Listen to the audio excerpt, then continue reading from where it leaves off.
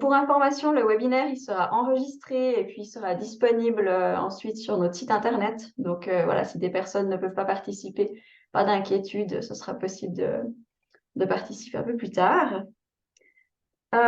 Du coup, si c'est tout bon, je vais commencer. Voilà. Donc, le programme du jour, on aura d'abord un petit aperçu en fait des adaptations de cette nouvelle ordonnance. On va ensuite parler de la procédure de qualification. Je vais aussi un petit peu vous expliquer où vous pouvez trouver de la documentation. On va aussi revenir un petit peu sur la sécurité au travail et puis la protection de la santé.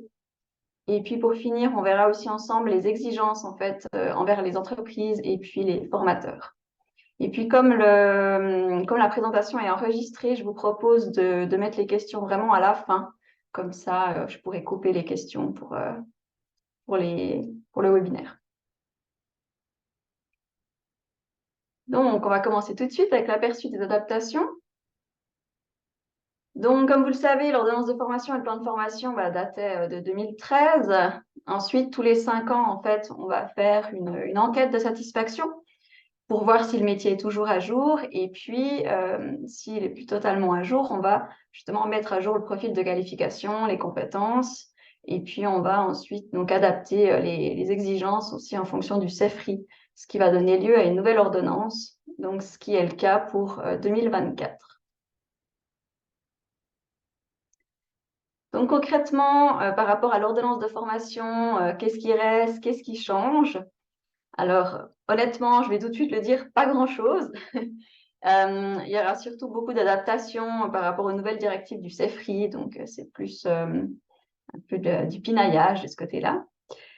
Sinon, au niveau de l'article 1, donc au niveau de profil de profession, et puis de l'article 4, tout ce qui est compétences opérationnelles, là, on ne va pas trouver de grandes modifications. C'est plutôt une mise à jour, en fait, par rapport au plan de formation qui a été effectué. Par rapport à l'article 7, donc l'école professionnelle, là, en fait, il y a le tableau en fait, des leçons qui figure maintenant aussi dans l'ordonnance de formation. La répartition des leçons sur les compétences opérationnelles, elle a été adaptée par rapport au plan de formation, mais le nombre de leçons par année d'apprentissage n'a pas changé. L'article 8, donc les cours interentreprises. Maintenant, les cours interentreprises, ils sont régis par l'ordonnance de formation. Et puis, il faut savoir que les conditions cadres et puis l'étendue, donc ils restent inchangés. Il y a vraiment juste une mise à jour qui a été effectuée par rapport au plan de formation toujours. Ici, vous pouvez retrouver le contenu des cours interentreprises. Vous allez voir que ça n'a pas changé non plus. Il y a toujours 4 jours par cours interentreprise. Il y a toujours 5 cours durant les 4 ans. Donc, il y en a 2 en première année, 2 en deuxième année et puis 1 en troisième année. Le contenu non plus n'a pas réellement changé. On va toujours retrouver le cours interentreprise 1 qui sera design UI/UX, le cours 2 photographie, le cours 3 vidéo, le cours 4 animation 3D et puis le cours 5 front-end. Donc là-dessus, pas de surprise non plus. L'article 18, donc, ce qui concerne les procédures de qualification, en fait, la réglementation de la procédure de qualification, maintenant, elle figure aussi dans le plan de formation. Les dispositions relatives au TPI ont été reprises. Les positions de l'examen des connaissances professionnelles, par contre, ont été un peu adaptées parce que maintenant, il n'y aura plus que 2 positions alors qu'avant, il y avait 3 positions différentes. Concrètement, la durée de l'examen, ça reste 4 heures, donc ça ne va pas changer. C'est simplement une répartition des positions qui a été changée.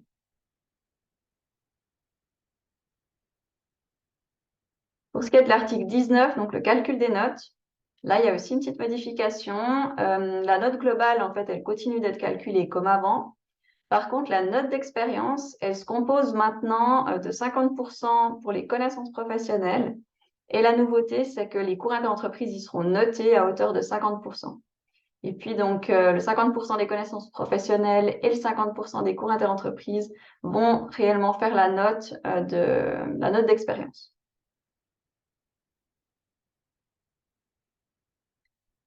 Par rapport au plan de formation, donc qu'est-ce qui reste, qu'est-ce qui change? Là aussi, il y a eu pas mal d'adaptations par rapport aux directives du CEFRI. Il y a le profil de la profession qui a été mis à jour aussi, justement, en tenant compte un petit peu de l'évolution du métier. Mais concrètement, il n'y a pas de grosse modification qui a été apportée.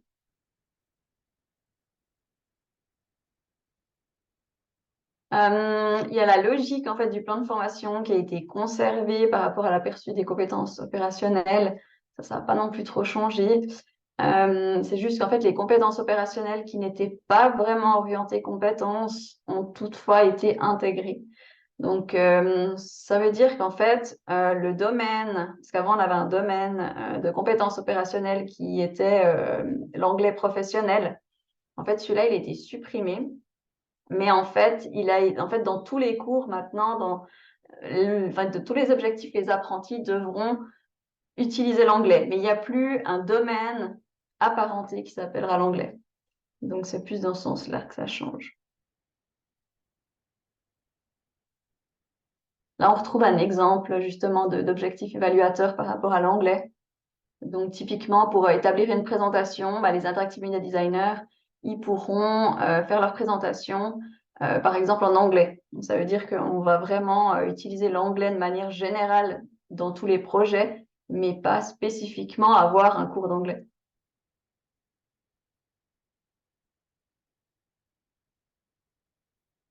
Donc, les objectifs évaluateurs de la compétence opérationnelle comprendre les bases de la conception. Là aussi, ça a été attribué en fait aux compétences opérationnelles disciplinaires correspondantes.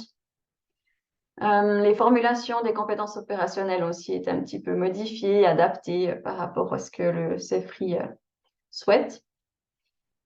Tout ce qui est domaine de compétences opérationnelles et objectifs évaluateurs par le formation, là, il y a vraiment eu des mises à jour et quelques précisions, mais encore une fois, rien de spécifique pour s'arrêter dessus. Ici, vous avez un petit aperçu du contenu du plan de formation. Donc, je ne vais pas vous le lire en détail, c'est simplement que vous puissiez avoir un petit peu les informations si vous avez besoin de savoir quelque chose en particulier, vous pouvez vous référer du coup au plan de formation. Par rapport au profil de qualification, donc lui va se composer du profil de la profession et puis aussi de l'aperçu des compétences opérationnelles. C'est aussi une information, vous pouvez retrouver tous les documents nécessaires après coup si vous voulez les voir en détail. Ici, donc, il y a un petit aperçu aussi du profil de la profession. Et là aussi, je vais vous épargner la lecture du profil. Par rapport aux compétences opérationnelles, donc là, peut-être, je vais un petit peu expliquer pour les personnes qui seraient peut-être pas trop à l'aise avec le système. Donc, à gauche, on va vraiment retrouver les domaines de compétences opérationnelles. Donc les 4 domaines, si on veut. Et puis après, en fait, par rapport à chaque domaine, on va retrouver les compétences opérationnelles à droite, qui sont en lien, du coup, avec ces domaines. Et puis, en fait, c'est là qu'on a enlevé l'anglais, parce qu'en fait, il y avait vraiment un domaine de compétences qui était appliqué l'anglais. C'est là on a supprimé.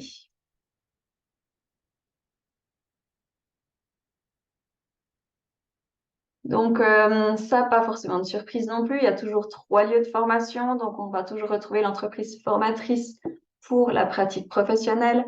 On va retrouver l'école professionnelle pour apprendre les connaissances professionnelles, la culture générale et puis le sport.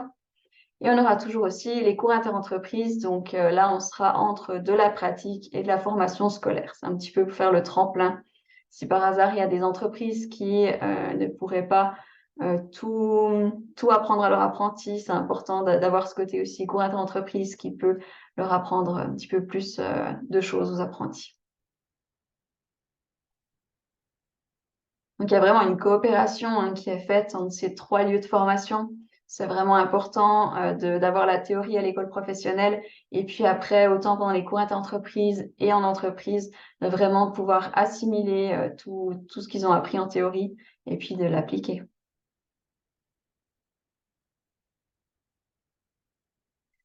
Ici, on a mis un exemple en fait de compétences opérationnelles. Donc, si on veut, pour aussi les personnes qui ont peut-être pas forcément lu le plan de formation dans son intégralité, donc on va toujours retrouver tout en haut la compétence opérationnelle, par exemple ici, élaborer des croquis d'idées et une ébauche de conception. Et puis en dessous, on va retrouver les objectifs évaluateurs en lien avec notre compétence par rapport aux 3 lieux de formation. Donc ça, c'est important pour vous parce que vous êtes quand même le garant du bon fonctionnement de la formation. Donc même si l'apprenti doit voir certaines choses pendant les cours interentreprises, d'autres choses pendant l'école professionnelle, c'est quand même à vous de voir que l'apprenti arrive à la fin de sa formation avec vraiment tous les objectifs atteints. Donc c'est important pour vous de regarder tout ça. On va passer à la procédure de qualification. Donc, comme avant, donc, il y aura toujours un travail pratique sous forme de pratique individuelle, donc, qui se fait en entreprise. Il va durer entre 20 et 120 heures, entre, pardon, 80 et 120 heures. Donc là, pas de changement non plus.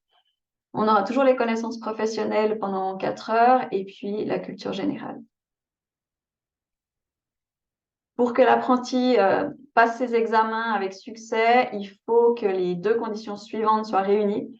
Donc, ça veut dire que la note du domaine de qualification travail pratique doit être supérieure ou égale à 4 et seulement si la note globale est supérieure ou égale à 4 aussi. La note globale, donc, c'est ce qu'on appelle le travail pratique qui vaut 40%, les connaissances professionnelles 20%, la culture générale 20% et la note d'expérience 20%. Donc, tout ça réuni doit faire en tout cas 4. Le travail pratique, donc là aussi, il faut vraiment penser que c'est une note éliminatoire. Donc, si l'apprenti fait en dessous de 4, c'est fichu. Donc, c'est vraiment important aussi d'avoir en tête peut-être un petit peu ces pondérations. Le travail pratique, il y a 4 positions différentes. La position 1, c'est vraiment la réalisation et le résultat du travail, qui lui va valoir 50% de la note. Il y a la position 2 qui est la documentation de son travail. Donc là, ça va valoir 20%. L'apprenti va aussi faire une présentation qui vaut 20%. Et puis, il va aussi passer un entretien professionnel avec des experts qui vaut aussi 10%. Donc, par rapport à ça, le travail pratique, il y a quand même le 50% de la note qui est la réalisation du travail, mais il faut penser qu'il y a aussi le reste qui peut pencher la balance.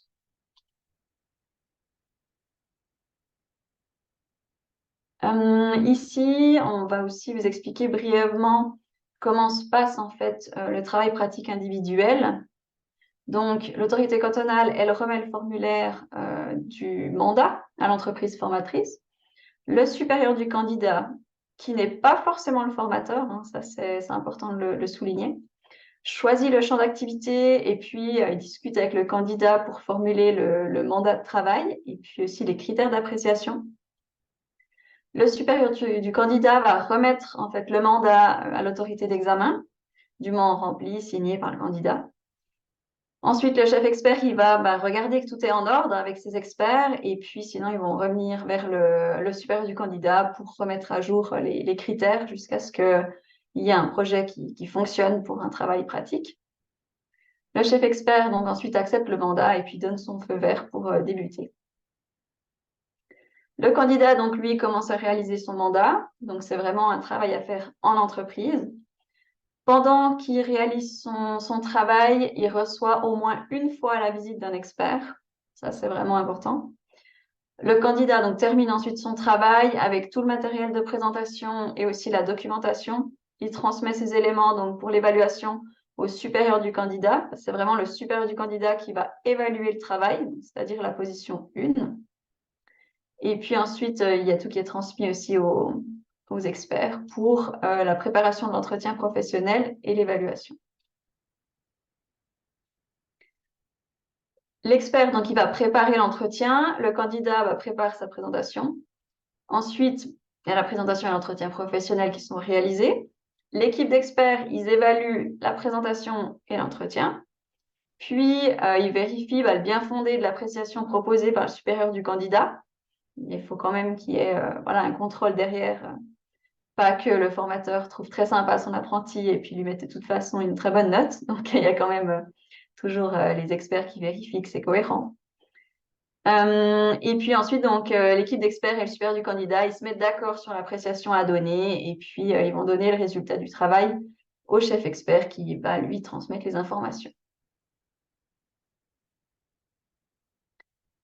Le travail pratique individuel, donc, il peut reposer sur différents types de mandats. Ça peut être un produit ou bien une partie d'un produit. Ça peut être un projet, une partie d'un projet. Il faut juste que ce soit clairement défini. Peut être aussi un processus ou un service ou des parties de processus, service. Enfin, c'est honnêtement assez large.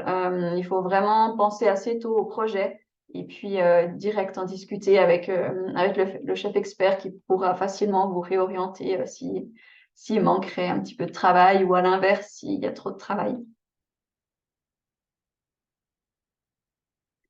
Donc la note d'expérience, je le répète juste, donc c'est vraiment la note pour l'enseignement des connaissances professionnelles et la note des cours interentreprises. Ça, ce sera important de le prendre en compte vu que c'est un gros changement. Mais sinon, pour le reste, donc peu de changements pour les entreprises, donc a priori, pas trop de soucis. Pour ce qui est de la documentation, vous allez tout retrouver donc sur le site internet de DP Suisse. Donc pour l'instant, il y a deux parties en fait sur le site internet. Il y a les liens utiles, vous allez retrouver l'ordonnance de formation, plan de formation, enfin tous les documents que vous allez voir ici. Et puis il y a aussi tout ce qui est documents pour la procédure de qualification qui sera aussi mise en ligne prochainement.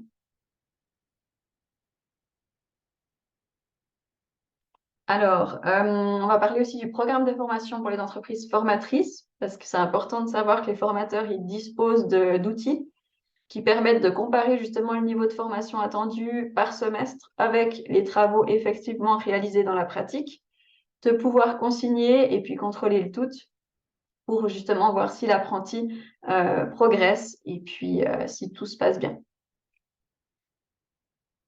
Pour les personnes qui n'en auraient peut-être pas entendu parler, comme ça c'est bien de savoir qu'il existe donc ce qu'on appelle le guide méthodique. On va retrouver les compétences opérationnelles à gauche par semestre et puis ensuite on va pouvoir, en fonction des objectifs évaluateurs, voir s'ils sont atteints, moyennement atteints ou pas atteints du tout. Et puis on peut mettre des remarques, des mesures. C'est vraiment une proposition, c'est pas du tout obligé de l'utiliser. C'est vraiment nous qui avons mis ça en place pour un petit peu soutenir les formateurs voilà, c'est pas forcément toujours simple de suivre tous les objectifs. Donc, comme ça, on s'est dit, s'il y a un document qui recense le tout, c'est quand même très pratique. Aussi, ce qui est important de souligner, c'est le dossier de formation. Donc, ça, c'est le travail des apprentis. Ça veut dire que chaque apprenti, pendant sa formation, doit réaliser un dossier de formation. Donc, c'est vraiment un document où il va inscrire au fur et à mesure tous les travaux qu'il réalise pour justement montrer ses compétences. Ce qui est important de savoir, c'est que ce dossier va être utile en fait pour sa formation, pour son travail pratique, parce qu'il peut l'utiliser pendant son travail pratique. Et c'est aussi ce qui va servir un peu de référence pour les experts, pour pouvoir un petit peu voir ce que l'apprenti a appris ou pas, pour un petit peu orienter l'entretien professionnel des examens. Votre rôle en tant que formateur, c'est au moins une fois par semestre de contrôler qu'il n'y ait pas écrit de bêtises dans le dossier de formation, de le signer idéalement, ou en tout cas voilà, d'assurer que c'est bien contrôlé, et puis d'en discuter avec la personne en formation. Euh, Légalement, donc c'est une fois par semestre minimum. Nous, on conseille de le faire toutes les semaines. C'est idéal parce qu'il y a quand même un meilleur suivi. Si l'apprenti, pendant 6 mois, il apprend quelque chose de faux parce que voilà, ils n'avaient peut-être pas jeté un petit coup d'œil sur ce qu'il avait appris, c'est un petit peu embêtant. En tant que formateur, vous êtes aussi dans l'obligation de faire des rapports de formation, minimum un par semestre. Donc, c'est un petit peu comme on pourrait trouver des entretiens individuels, enfin des entretiens annuels dans une entreprise. C'est le même principe, c'est un petit peu de vous retrouver avec votre apprenti une fois par semestre et puis d'évaluer votre apprenti par rapport à ses compétences, voilà, qu'est-ce qu'il a atteint, pas atteint. C'est vraiment une discussion ouverte. Et puis, lui peut aussi vous évaluer. Donc, c'est vraiment quelque chose d'important. Et puis, c'est l'ordonnance de formation qui s'inscrit vraiment dans l'ordonnance de formation qu'il faut les faire. Par rapport à la sécurité au travail et puis la protection de la santé, ça, c'est aussi un sujet important parce qu'en fait, dès le début de la formation et puis pendant toute sa formation, c'est vraiment important que tous les prestataires de la formation, ils expliquent à l'apprenti les directives et les recommandations en matière de sécurité au travail, de protection de la santé et de protection de l'environnement. Ça, c'est vraiment important pour pas qu'il y ait des dangers qui puissent justement mettre en danger l'apprenti. Voilà, c'est vraiment des directives qui sont transmises dans tous les lieux de formation. On peut voir ici aussi un exemple justement d'objectifs à atteindre, assurer la protection de la santé. Les interactive media designers installent leur lieu de travail de manière ergonomique. C'est quelque chose de tout bête, mais c'est important pour un apprenti qui vient de commencer sa formation d'être à l'aise, quoi.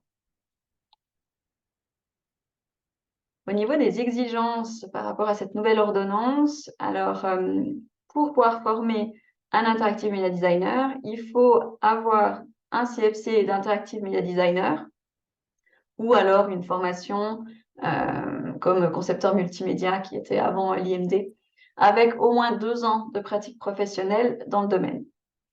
Sinon, c'est aussi possible d'avoir un CFC d'une profession dite apparentée, mais là, il faudrait 5 ans d'expérience pour pouvoir prendre un apprenti. C'est aussi possible de prendre un apprenti si on a un diplôme de formation supérieure apparenté, avec au moins 2 ans d'expérience professionnelle dans le domaine, ou un diplôme d'autre école apparentée, avec au moins aussi 2 ans d'expérience professionnelle dans le domaine. Donc, pour avoir un apprenti, il faut avoir un formateur à 100%. Et si le formateur n'est pas à 100%, il faut avoir 2 formateurs minimum à 60%. Donc ça, c'est aussi quelque chose d'important à rappeler, c'est que si quelqu'un a 80%, il ne peut pas avoir un apprenti, il faut qu'il y ait forcément un duo de formateurs.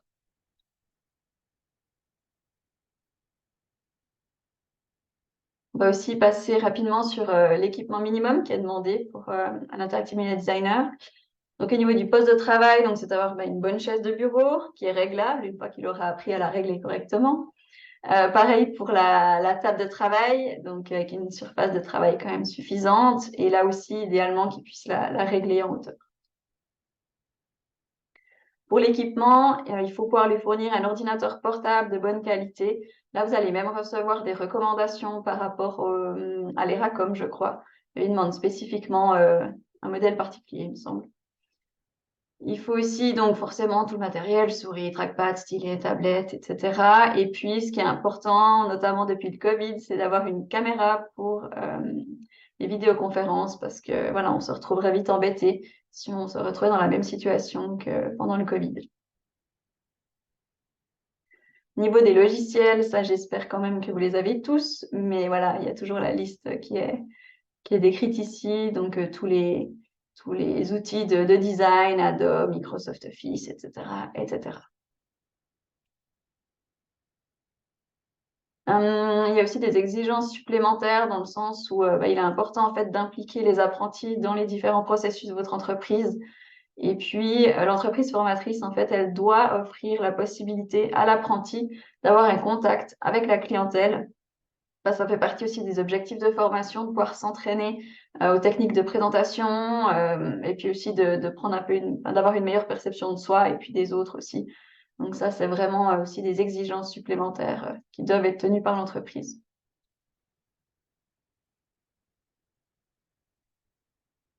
Ce qui est important aussi, c'est que les apprentis puissent avoir 1 heure par semaine de travail dans l'entreprise formatrice pour traiter des questions de formation avec son responsable. Ça, c'est d'autant plus important la première année de formation parce qu'en principe, ils sont assez stressés, ils savent pas trop ce qu'ils doivent voir pendant les 4 ans de formation. Donc, c'est vraiment important de bien leur expliquer les choses et puis de les rassurer, surtout en leur disant, bah, t'inquiète pas, tu vas pas pouvoir tout voir la première année, on va faire les choses une après les autres et puis de vraiment lui montrer où c'est qu'il en est au niveau des objectifs à atteindre. Et puis, donc, je le répète, le dossier de formation doit être tenu à jour. Moi, je leur dis tous les premières années qu'ils doivent faire ce dossier de formation, mais on se retrouve souvent en 4e année avec des apprentis qui n'en ont pas fait. Et puis, comme c'est obligatoire, on va leur dire d'en faire un. Ils vont nous faire n'importe quoi. Et après, on se retrouve aux examens et puis ils en ont besoin et puis ils n'arrivent pas faire quelque chose de bien, ils perdent du temps et puis c'est bête parce qu'en fait, le dossier de formation, c'est quelque chose qui doit être utilisé en fait dès le début de la formation.